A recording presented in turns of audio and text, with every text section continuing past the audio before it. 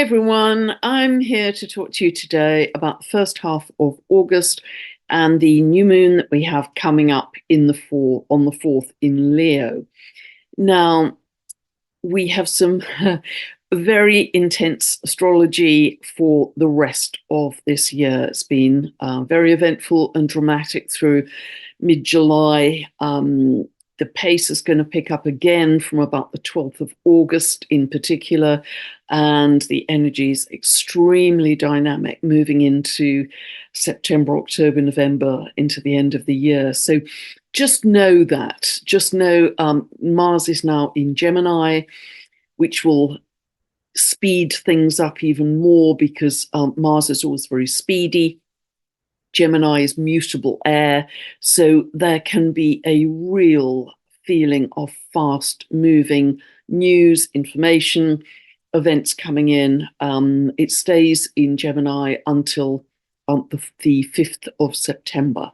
So, but generally it's very dynamic, particularly, as I say, the 12th of August onwards, if we're just looking at August. So what I may do is do the next update a little bit early and cover that whole period in the next video.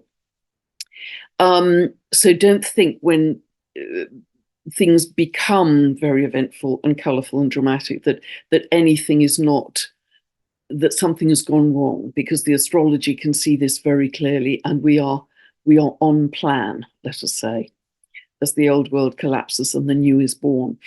Also, just to remind you, as many of you know, that we are entering the period of the Lion's Gate. Really, that whole period is from the 26th of July until the 12th of August.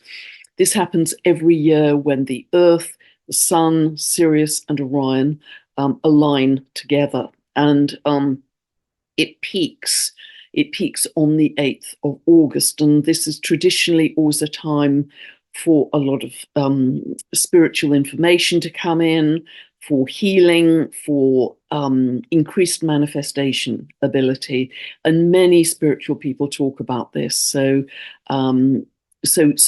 go and follow their very detailed work, because it isn't so strictly astrological in the way that I'm looking at astrology, but you will get an awful lot of information on social media about it. But it's very propitious, it's very fortunate and beneficial for us, particularly because Lion's Gate is always very strong energy, but we have so much light coming onto our Earth right now. This will be a particular peak. So let us begin. The first aspect of note is on the 2nd of August, and that is a square between Venus at 26 of Leo and Uranus at 26 of Taurus. And this can bring up, because Venus is linked to currencies, banking, that kind of thing, some fluctuations in currencies. Could be precious metals too, because Taurus is linked to precious metals. We saw some quite dramatic swings in those recently when Uranus in Taurus was aspected by Mars. It can also mean that if either Venus at 26 of Leo or Uranus at 26 of Taurus is falling in your relationship houses, your 5th or your 7th house. And if you don't know what I'm talking about, you can download a free birth chart from my website. You can go to the link below and get a 2-part video series from my store. And that will take you from zero to helping you understand where these points are in your chart that I refer to in every update. These are teaching videos, not birth chart analysis for you. So, but that begins your astrological journey. So, but if they are in, either of them are in your relationship houses, there may be a phase where you think, gosh, I need more space, I need more freedom, I need more independence, I need to breathe a bit more, I'm feeling a bit suffocated and constrained in this relationship. Just observe that, and perhaps don't act too precipitously, because this too shall pass. It is a passing transit. By the next week, Venus would have moved on from that square. And then we have the new moon in Leo. This happens on the 4th. It happens at 4:13 a.m. Pacific, and it happens at 12:13 p.m. lunchtime on the clock in the UK. We're still in British summertime. And this new moon is at 12 degrees and 34 minutes of Leo. Now, this is always the perfect time to set a new intention for what you want to manifest in your life, plant a new seed. So see where 12 degrees of Leo falls in your chart, because it is best if you condition your intention by the house area that this falls in. Is it your income? Is it your health? Is it your family, relationship? What is it? And that will help you to condition your intention about the new seed that you plant. One of the big themes of Leo is always about creativity. It's big and bold and dramatic. It's wonderful for creativity, dramatic color, that kind of thing. And because it's very much about feeling confident to stand in your light, in your creative gifts, and helping other people in shining your light, helping other people do the same. So it's beautiful from that point of view. It's very social, very, usually, unless it's has difficult aspects to any plants in Leo, it's usually very happy to be social, very, very confident. Also has a lot of integrity, high principle, and natural leadership as well. Think of the lion in the jungle, the symbol it represents. So, and along with Aries, I would say Leo is one of the strongest signs for sovereignty. And what I mean by sovereignty is a kind of living with autonomy, because in this life and many previous lives, I believe, we have been encouraged to defer to external authority, whatever that represents. That's been the patterning. But now, as part of our evolution, a big part of our evolution is stepping back into our own individual sovereignty, our own power. And what that means is really just firstly, an energetic sense of I'm living from the inside out, not the outside in. My energy is not being scattered by listening to nightly news, social media, and reacting to that and scattering my energy and giving my power away to those people or events. I am deciding from the first moment in my day that I will dominate my day by the emotions I choose, be they love, be they peace, be they compassion, gratitude, whatever you choose. And you have a very clear sense of I am broadcasting that emotion to the world. And if you do that, you have a very different reality day to day. And if lots of us do it, then it becomes a real wave, a real momentum, which is what I'm endeavoring to do in those very simple 15-minute meditations on a Sunday. I'll put the link for that below too. So, but it's also, I think, in practical terms, stepping into your sovereignty. And that may be that you are growing your own food at home, even if that's just microgreens on the windowsill. Everybody can do that, and it's very simple and inexpensive to do. Using more cash, perhaps, buying locally rather than online globally, getting to know your local farmer, shopping at your local farmers markets, if such things exist. Or is there a People's Food and Farming Alliance near you that you can be part of in some way? And can you be self-employed or partly self-employed? It's that sort of a feeling that you are living more within your own endeavors as a sovereign being rather than being an employee in a very large global company. It's that sort of a feeling. And of course, we can't do this all at once, but if you take steps in that direction, those are practical ways that we can start to achieve sovereignty.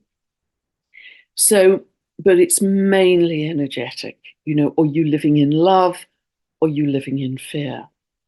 Are you living in love? Are you living in fear? And, I heard Dr. Zach Bush the other day talk about how there's more love on this earth than there's ever been before. So whatever, you're not going to hear that on the nightly news, whatever it's saying on the nightly news, you get a very false impression. And it really, together, living in love, together with the the changes in cosmology, the fact we're moving through the photon belt, the fact that we are at the peak of solar cycle 25, we're experiencing a lot of solar activity right now. Many different endings and beginnings in planetary movements, which I've talked about at great length over the last couple of years. All of these things are creating higher timelines, powerful timelines of shift. And remember that we really are in a stage of evolution where we have a blank canvas moving forwards in a way that we've never had before. In the past, we would have had fairly predictable life structures, if you like. We'd go to school, maybe we'd go to college, we'd fall in love, we'd get married, we'd have children, we'd buy a house, we'd keep the house long term, that kind of predictability. And that's really going to be up for grabs as we move forwards, because we're moving into this accelerated evolution where it won't just be same old, same old. We're going to be much more creative about how we run our own lives. So we have more of a blank canvas moving forwards than we have ever known, certainly in this time and this lifetime, and I would say probably for many.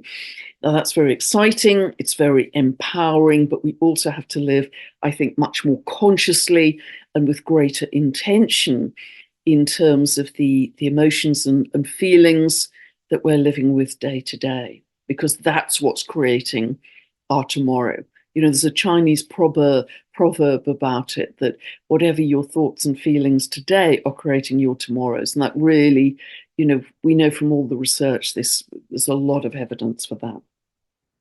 So there is great potency in the invisible. And people often say, well, where is New Earth? I'm not seeing any evidence of it. Well, I think if you're living in those less positive emotions, you won't see it, because everything in life is a frequency match. And so if we're living in more positive emotions, as I constantly say, of love, joy, peace, compassion, gratitude, we are going to, through the frequency match principle, which is a law of the universe, that your reality becomes a frequency match to what you're broadcasting, we are going to bump into the right people, the right opportunities, the right circumstances, and then you will start to see the early manifestations, the green shoots of New Earth, because they are all over the place.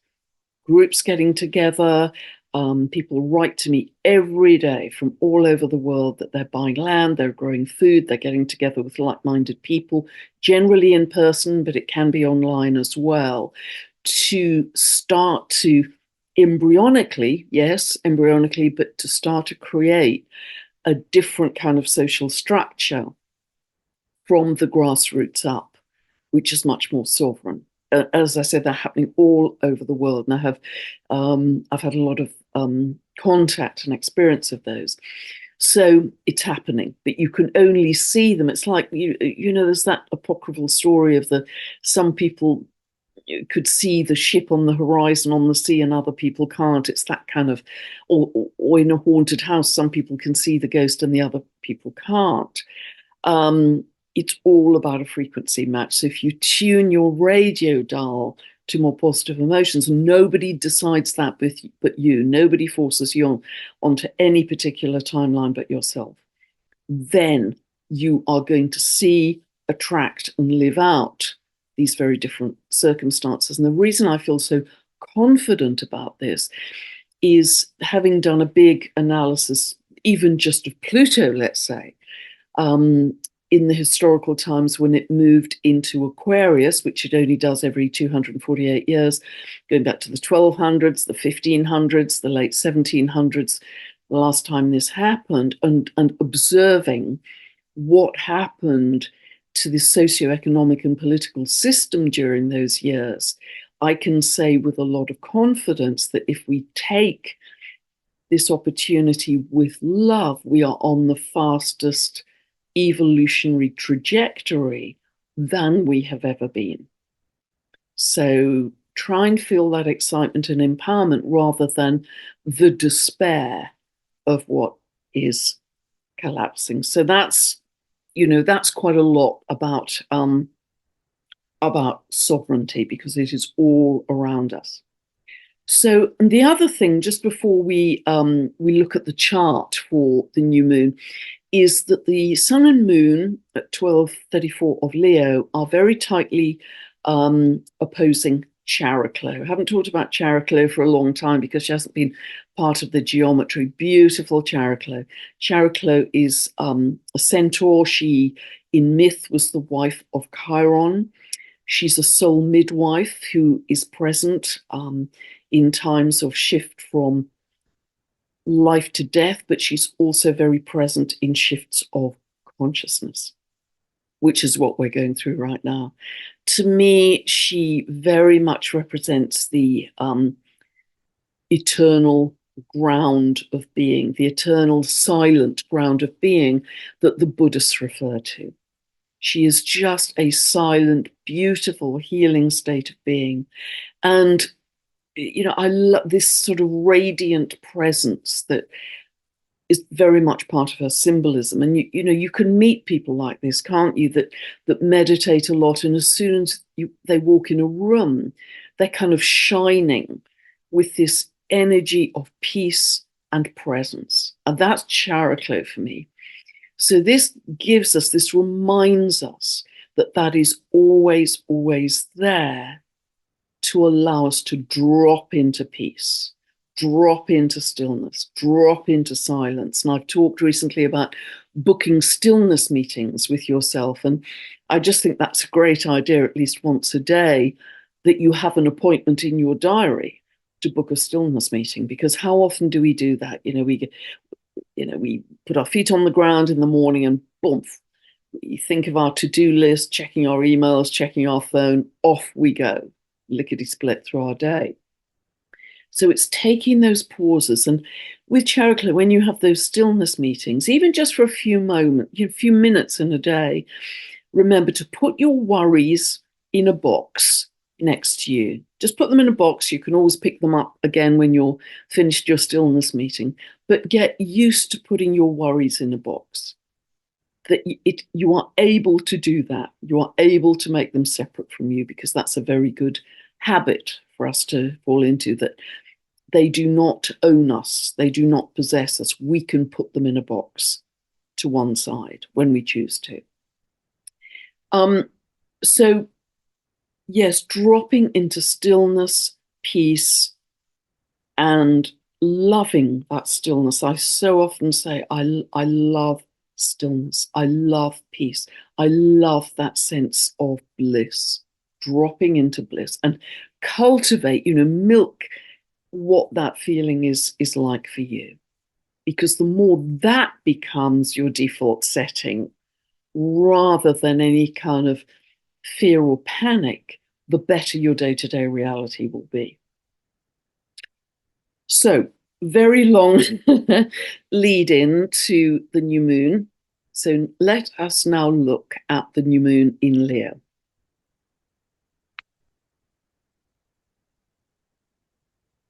Here we go. And as always, I've set this chart for England. This is where I live. So because we're still in British summertime, this is 12:13 on the clock, lunchtime. Ignore the clock face, ignore the houses, unless you live in England. And just look at where the planets fall and their aspects to each other. So this is sun, moon, always together a new moon, opposing Chariklo at 15 of Aquarius. I've just spoken about that and how important that is. So, and I've talked about the creativity of Leo, this kind of big, dramatic, colorful creativity, but also the sun and moon are sextile to Mars and Jupiter. Now, I just want to step back for a moment and remind you that in mid-July, 14th to the 16th, it was exact, although it spanned a few days to either side of that, we did have Mars conjunct Uranus. And although Mars has a 2-year cycle and comes to conjunct Uranus, therefore, every 2 years, that doesn't happen when they are both conjunct the fixed star Algol as well, which is linked to losing your head. losing your head in a kind of crazy sense, or leaders losing their power in some way. That hasn't happened since 1941. So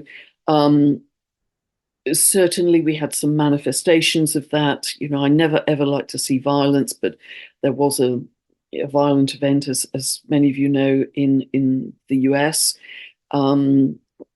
Also, just a couple of days after that, there was a lot of internet disruptions. There was an upgrade on CrowdStrike, and that took out a lot of bank payments, card payments. There was a lot of airport disruption, aviation disruption. We'd anticipated that with Uranus, because Uranus is also the sky god, that it could manifest in that way too. So the symbolism playing out was very accurate to that. Now, Mars has moved on, but Uranus is still conjunct Algol until the end of October, and then it comes back again retrograde in April and May next year to conjunct Algol.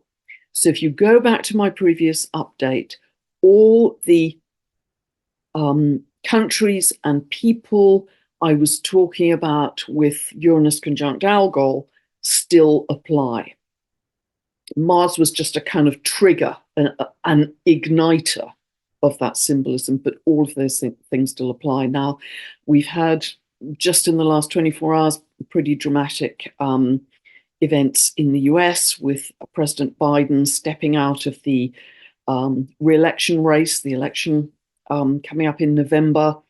So, somebody very, very prominent in power no longer going forward in that position of leadership, and that fits really with the Algol symbolism. So I believe we will see, we've seen major changes in leadership in the UK, and to some extent in France, and also in Belgium. I believe we will see more pretty dramatic shifts in leadership going forwards over those months that I've just mentioned.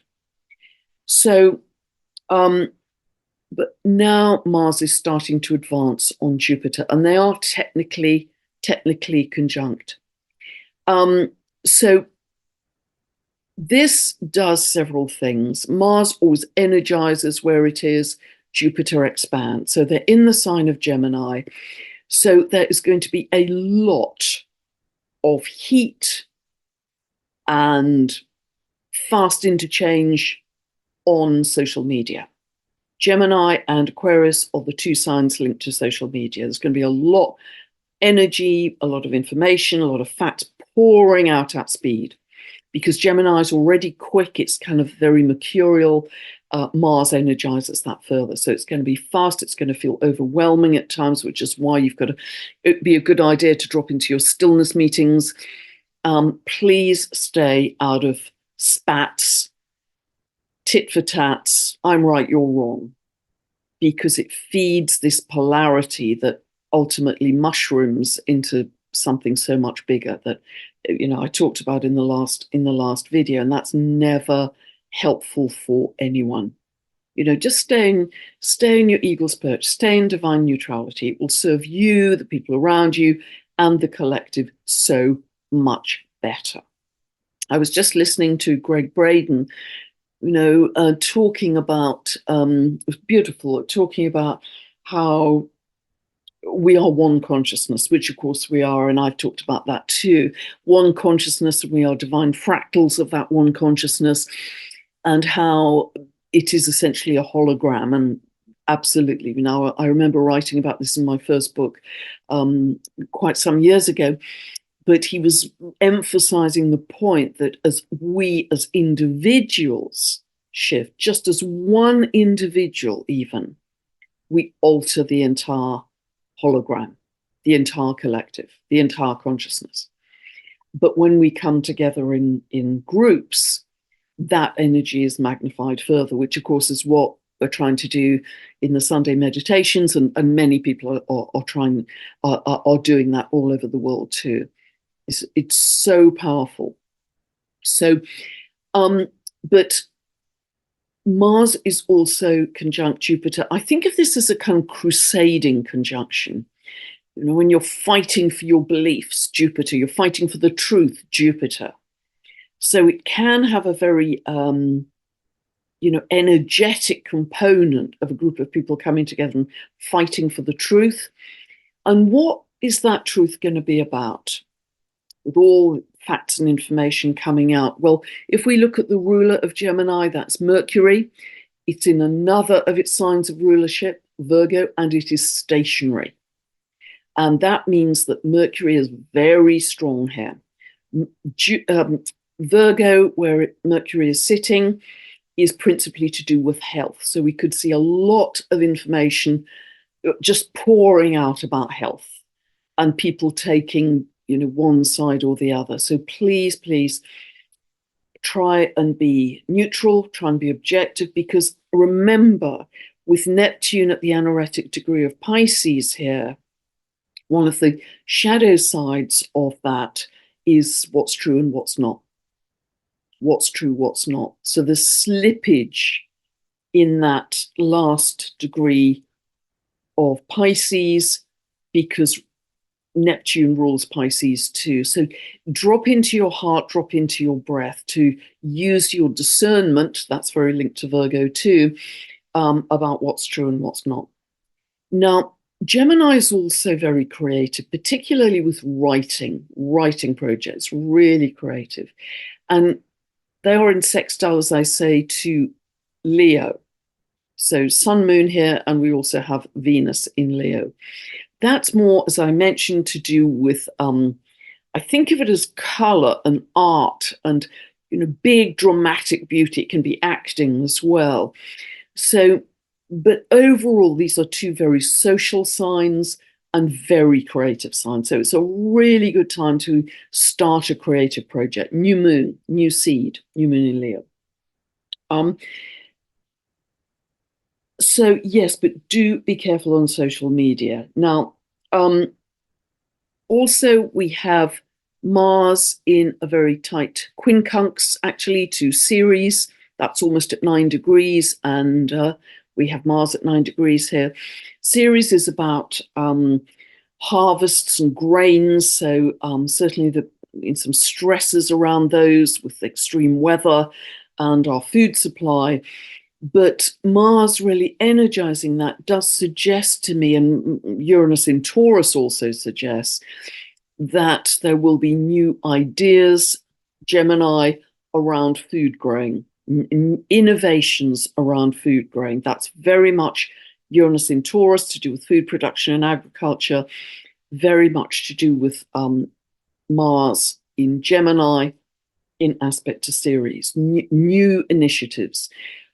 Which could be, I was watching a brilliant documentary recently, I think it was called The Need to Grow, and how this particular gentleman, it's a great documentary to watch, by the way, had developed an organic method of turning land that was just dust. It was, just pulverized and no nutrients into really nutrient-rich soil with worms and microbes within about a month. I mean, it was just incredible.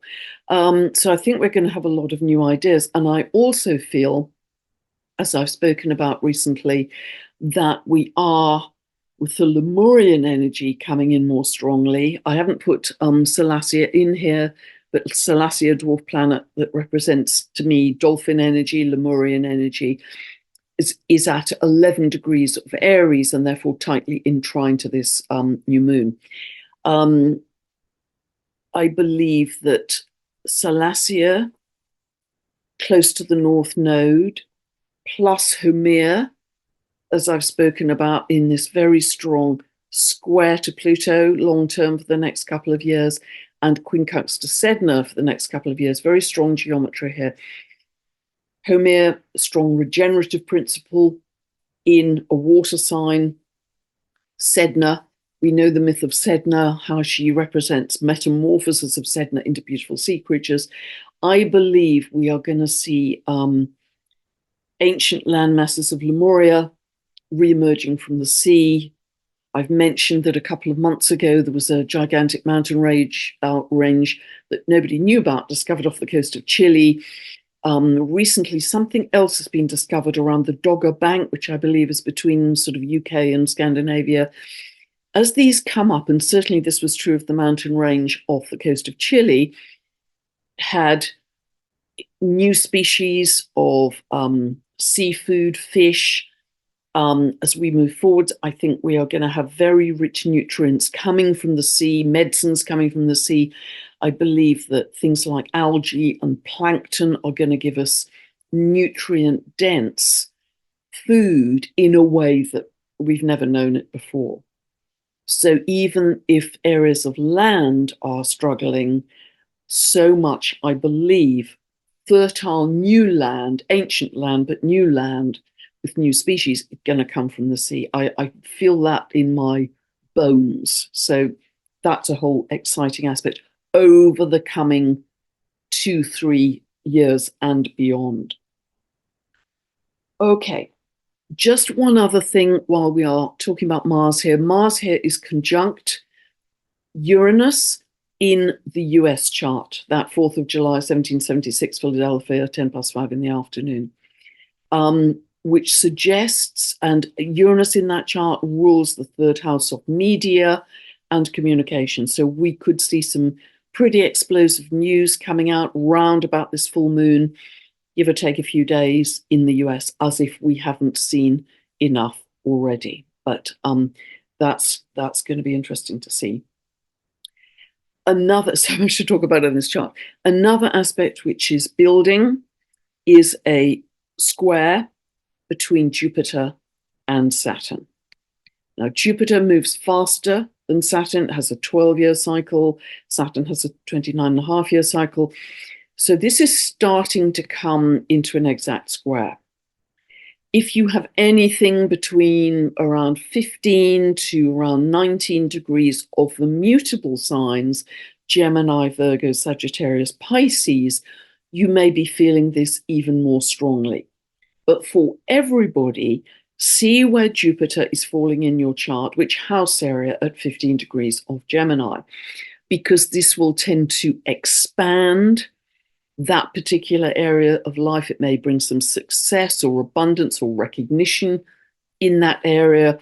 Whereas where Saturn is falling at 18 of Pisces currently, this can be excellent for focusing the mind down on very specific objectives. It can be where repair work or building work or something like that, or just a lot of hard work becomes necessary, but then you get your reward when you finish that period of work. Say if it's in your 10th house or your 6th house, the message is strategically to kind of keep your head down, work hard, and then you get your reward at the end. But what's even more interesting about this square is you may remember back at the Capricorn solstice in December 2020 that these two planets were in conjunction. This was called the Great Conjunction. It happened at 0 of Aquarius. Quite remarkable that it happened at 0 degrees of a sign. Another suggestion of beginnings and endings. And what this conjunction does is kind of set up the zeitgeist, the background kind of social atmosphere, if you like, for roughly 200 years in each element. So this conjunction repeats every 20 years, now repeating in air signs, because remember, Aquarius is an air sign, not a water sign. Then it continues 200 years in another element, say it's earth or fire or water, ongoing. So this conjunction actually started, and that's why it was called the Great Conjunction, a new 800-year cycle in total. Now, and that is what Pluto, sitting at 0 degrees of Aquarius, where this conjunction was at the end of 2020, is strongly activating over the next couple of years. Aquarius is the sign of freedom, human rights, civil rights, brotherhood, sisterhood, people coming together, greater equality, people coming together in groups, grassroots, communities, collaborations. This is like mycelium, information networks, all the things actually I've just been talking about are highly activated by Pluto over the next couple of years, but they were set up by Jupiter and Saturn. Now, what's interesting with this square, this kind of blossoming square, is that whenever we have two planets in conjunction, and then at some point in the future, depending on the speed of their orbits, they come into square, that becomes the first testing point of that original conjunction. So if that original conjunction was around issues, because it was in Aquarius, of freedom, human rights, civil rights, new earth, communities, collaboration, this is the first kind of reality check of okay, how well are we doing collectively in achieving that at this first square? And how well are you doing individually in achieving that? Those are really good questions to ask. You know, if you met your soul tribe, either online or physically, if you met those people that you are going to be moving forward, holding hands with into certainly your next episode, have you connected with them as your family of frequency? Also, I've noticed that this aspects between Jupiter and Saturn come up a lot in the charts of economists, people who work in the financial business, because potentially if we can integrate them, it's actually a very good combination of expansion and contraction, i.e. cautious expansion, strategic expansion for the long term, which is the Saturn bit. Cautious and strategic expansion for the long term. So that kind of energy would be extremely positive in helping to move forwards in this new episode for humanity around freedom, human rights, civil rights, communities, brotherhood, sisterhood, etc. Okay, lots to say there. So just one other thing before I move on, really. The new moon is conjunct this dwarf planet here, this little symbol called Varuna, dwarf planet called Varuna. And Varuna originally was the Hindu creator god of the oceans, the waters, the underwater realm as well.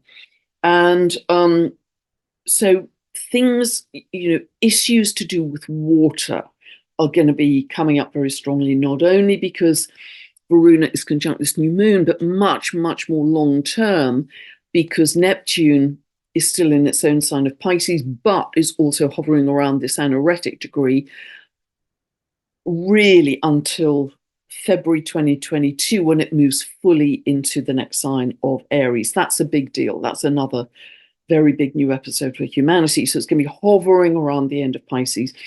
And that anaretic degree is the crisis degree around potentially one of the areas is water. So this can be flooding. We've seen a lot of that. It can be drought, too much water, not enough water, water in the wrong place. It can be about the quality of water, toxicity, pollution in water. A lot of these issues we're going to see coming up for us to deal with. And we are getting really, I think, very skilled in understanding. Veda's work is beautiful. Randy Hatton's work is beautiful. Dr. Alex Ling is doing a lot in this area of water too.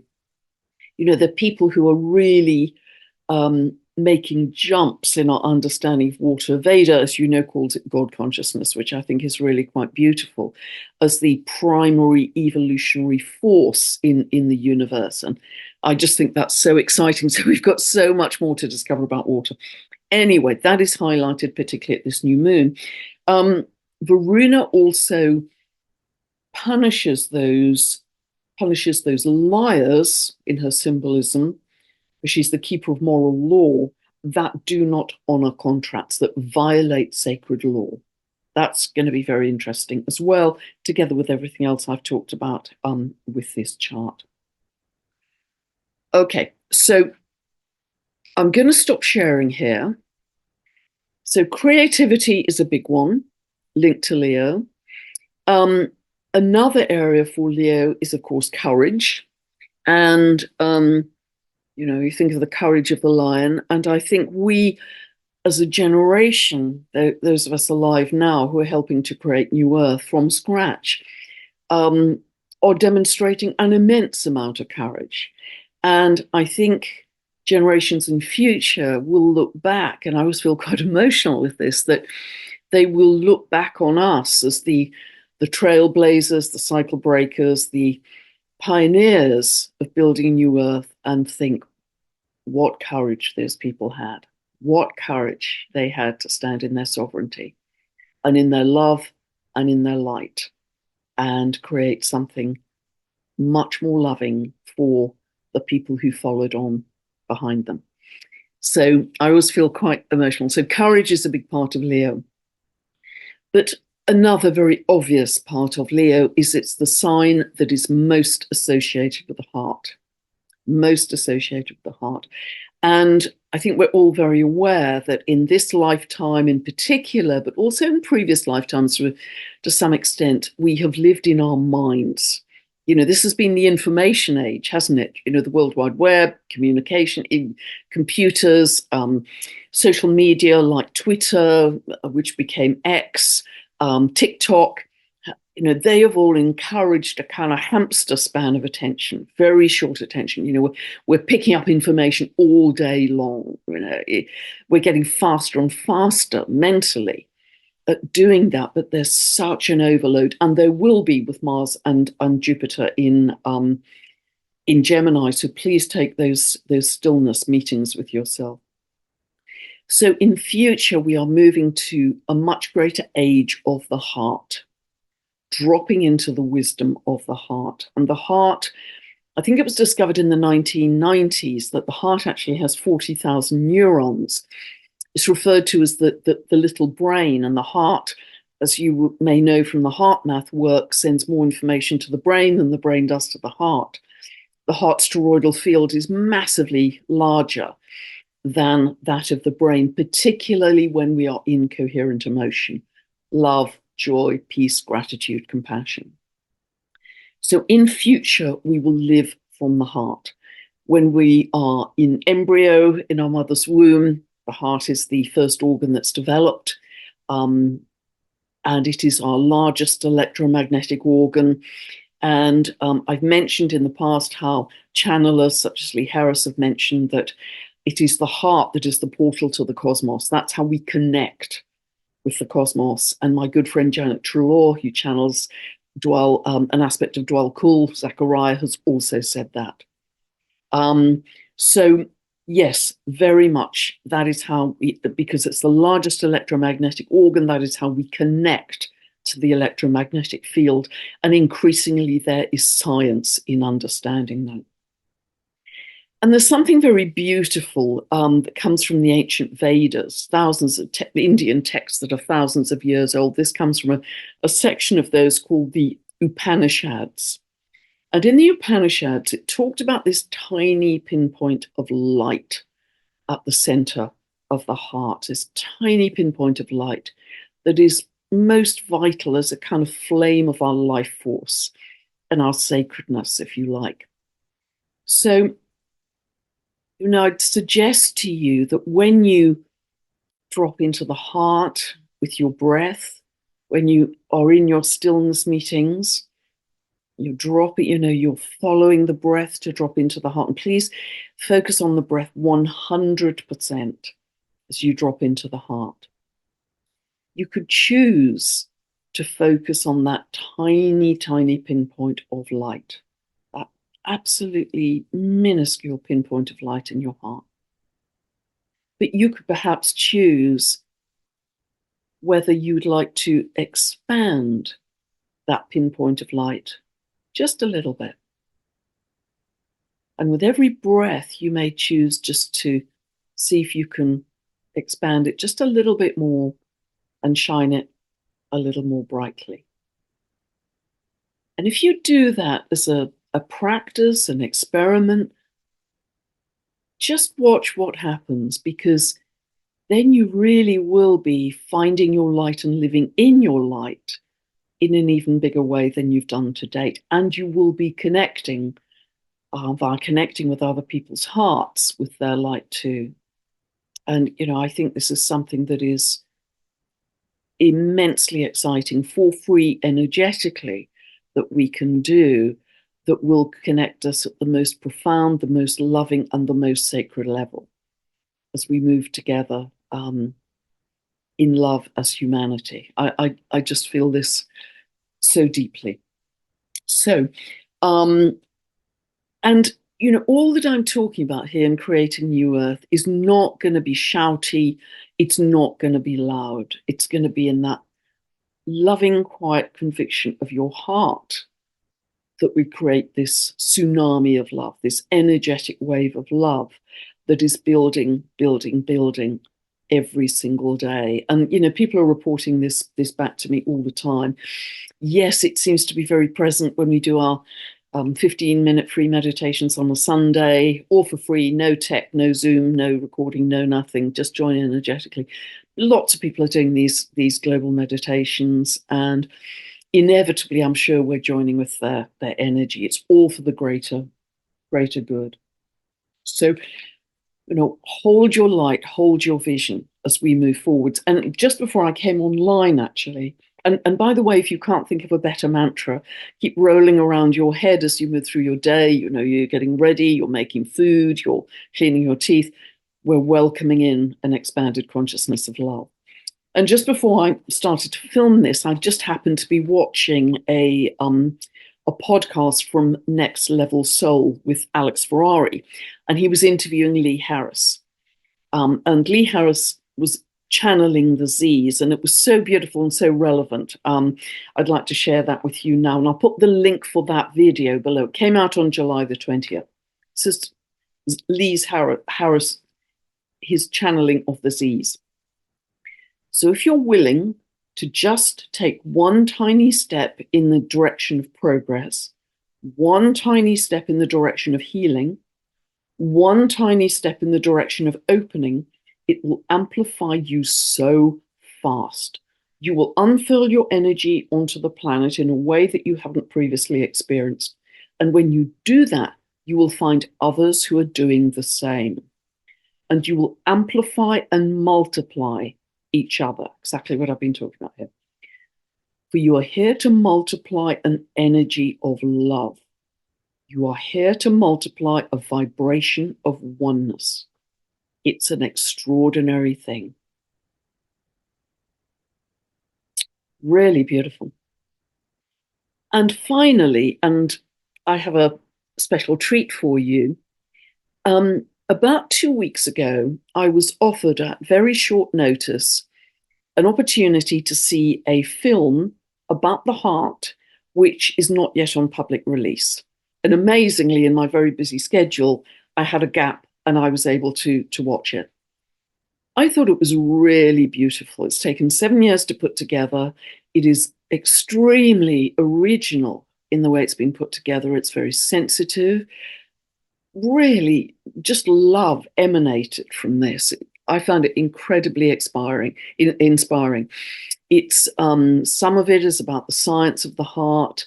A lot of it is about the emotion, the feeling of the heart. I was particularly struck, it's quite far into this film, I was particularly struck about the section about the young American girl called Millie. And I'd really suggest you watch it. I'd suggest you watch it all the way through, but that section was very touching for me. So at the end of watching this, we were on a kind of joint Zoom call. I offered the director, Benedikt Just, because it isn't yet on public release, and he is just beginning to get this out to the world, as it were. I offered that if it would be helpful to take some short sections of the film, that I could share that with you as links below this update video. And the director, Benedikt Just, came back to me and very, very generously has said he will offer you the entire video, about 90 minutes long, to watch for free for the next week. For free for the next week. You don't even have to put in your email address. You just click on the link and you instantly can watch it for free. It's only there for free for a week because, as I say, it's not yet on public release. You can share it with other people. incredibly generous of him, and as I say, do share it widely. And the reason I want to do this, I've got no affiliation with Benedikt or any of the other people involved in the production. There's no financial link, there's no nothing. It's just in these videos, I love to share knowledge and information with you, particularly if it's freely available, and if it could inspire you or take you to a different level of consciousness. That's what I love to do, as you know.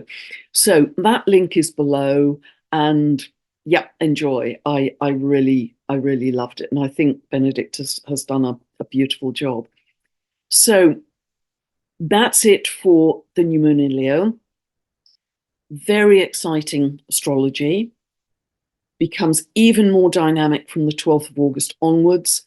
Very dynamic indeed, very eventful until the end of the year. Remember that so much is going to be happening at the 3D level as the old kitchen cupboards are smashed out.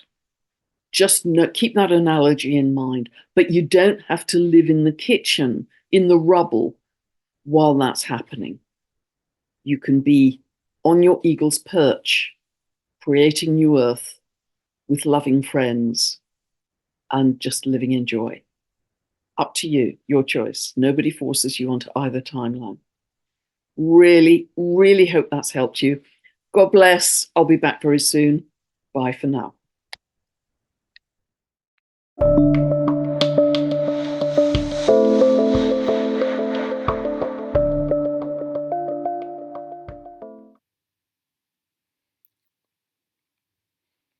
Hi everyone, Pam Gregory, astrologer. I'm going to be speaking to you today about the first half of August and the new moon that we have coming up in Leo on the 4th